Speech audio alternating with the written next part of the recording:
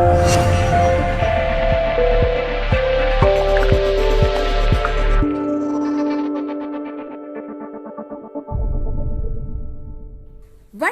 நேர்களே, இது உங்க ஹாய் டு தமிழ்.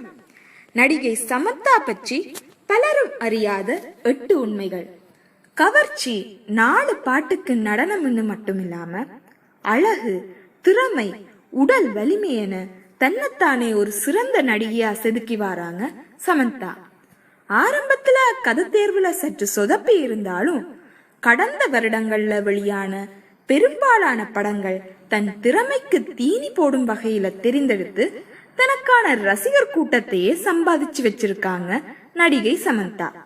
இதோ நடிகை சமந்தா பற்றிய சில சுவாரஸ்யமான உண்மைகள்.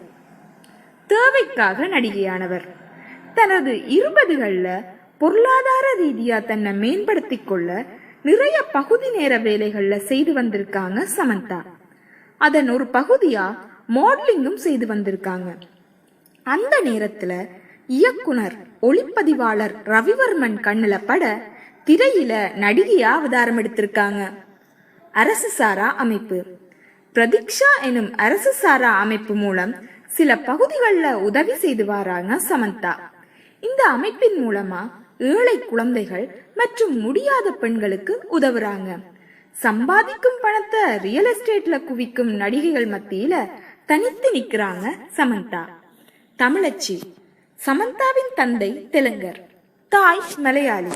ஆனால் சமந்தா தன்னை ஒரு தமிழச்சி என கூறிக்கொள்வதில் தான் பெருமை கொள்றாங்க. இவர் பிறந்து வளர்ந்ததெல்லாம் செங்கல்பட்டு மற்றும் சென்னை தான். யசோதா.